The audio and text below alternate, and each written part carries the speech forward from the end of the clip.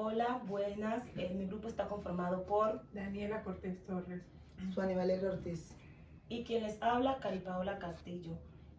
Somos estudiantes de la Universidad de Nariño de la carrera Lengua Castellana y Literatura de quinto semestre. El día de hoy tenemos la oportunidad de hablarles del autor Plauto en su obra más reconocida, El esclavo astuto.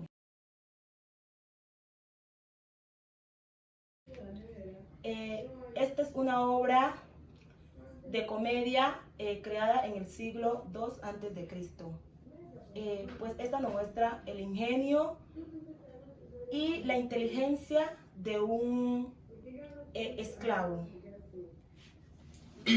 Bueno, nosotros escogimos esta obra porque nos pareció muy llamativa y muy representativa del teatro romano.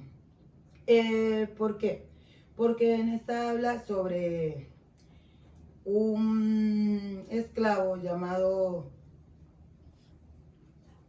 Seudolo, el cual nos muestra la capacidad tenaz que tiene para engañar y para, digamos, resaltar ante las demás personas que son superiores a él, por lo menos empezando con el señor Simón, que es su amo.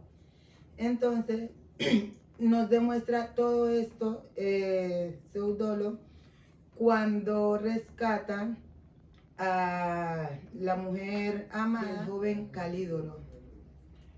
Además nos llama también la atención porque pese a que esta obra es una comedia, nos habla sobre la crítica social, también nos habla sobre la desigualdad, la explotación, habla del abuso, también nos habla de los rufianes y del abuso de poder.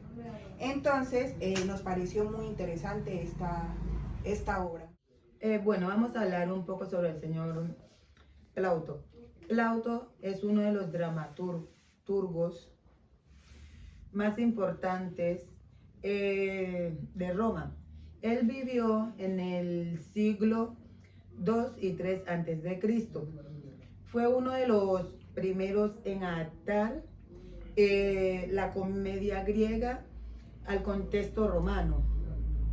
Y este se caracterizó mucho por sus juegos de palabras, sus exageraciones, los tipos de personajes que usaba en sus obras, lo que hizo que fuera muy marcado.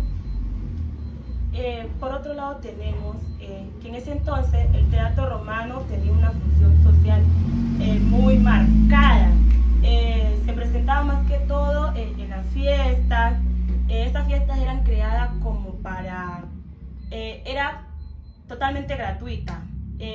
Ahí en las fiestas se mezclaba lo que era música, el canto y el humor. Jugaba mucho con lo que era el humor físico de las personas. Era un espacio donde la gente podía reírse de los poderosos, como por ejemplo de sus amos y demás.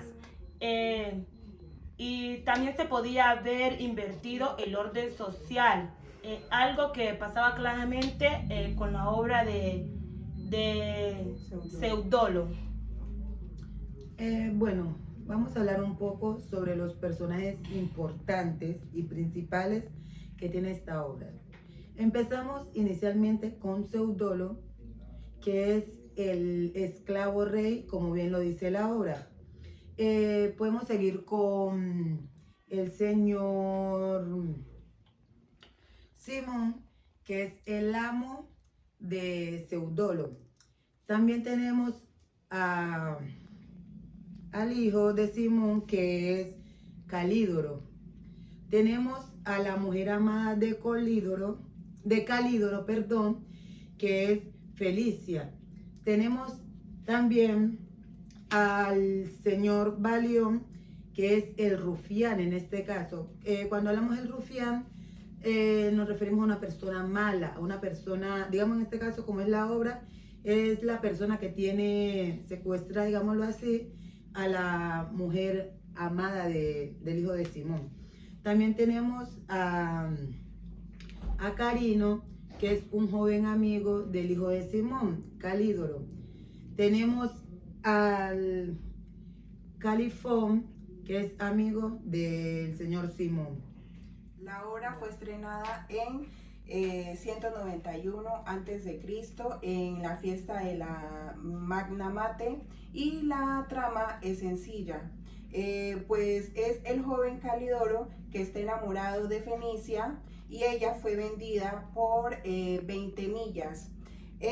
Por 20 millas un militar pagó 15 millas y dejó un sello, y dijo que la persona que pagara las 5 millas restantes y llevar el sello, pues podía llevarse a la joven Fenicia.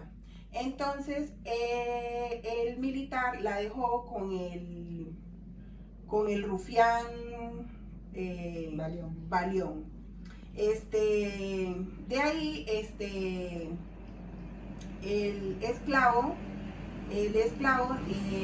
empieza a armar un plan como para que no puedan vender a la chica, sino que para que ella se quede con Calídoro. Bueno, centrándonos un poquito más en la obra, en este caso me llamó mucho la atención una parte donde Seudolo, un compañero, un amigo le dice que si, cómo él va a hacer para alcanzar todo lo que él se ha propuesto hacer. Y me llamó mucho la atención una partecita donde él se compara con un poeta, y de eso voy a hablar textualmente. En la parte donde él dice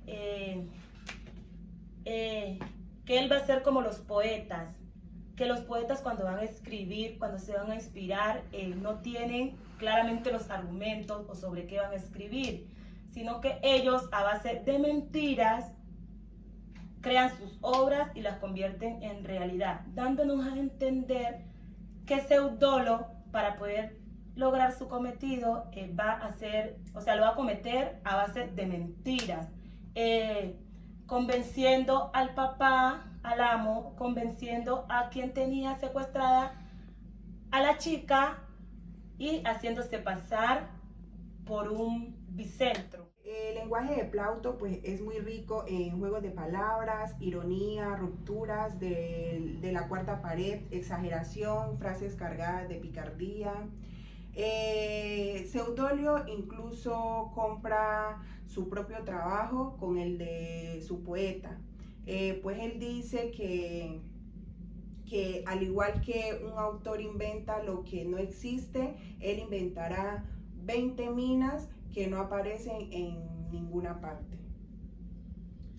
Bueno, para concluir, nosotras tomamos como conclusión, valga la redundancia, que esta obra del esclavo astuto no es simplemente comedia divertida, sino que también la miramos más por el lado que viene de una persona con una mente brillante, que muestra la habilidad de un autor para, digamos, para crear personajes memorables y usar el humor como una crítica. Porque simplemente muchas veces nos centrábamos que, porque es de comedia, no, solamente habla de risa, y no nos centramos en la crítica que el autor quiere y se refiere con la obra, o digamos así, su escrito que está haciendo, y por eso nosotros concluimos esa parte. También para concluir un poco con lo que dice la compañera, teniendo en cuenta de que en ese tiempo no se fijaba mucho como que en el humor, en la recocha, como lo es ahora, porque hemos visto que en muchas obras, muchos poetas, muchos autores, a través del cuerpo de las personas, o sea, ese cuerpo o las características físicas, rasgos que tienen, a veces los lleva a crear obras inspiradas en el humor. Para mí la conclusión de esta obra se centra en el triunfo absoluto de Seudolo.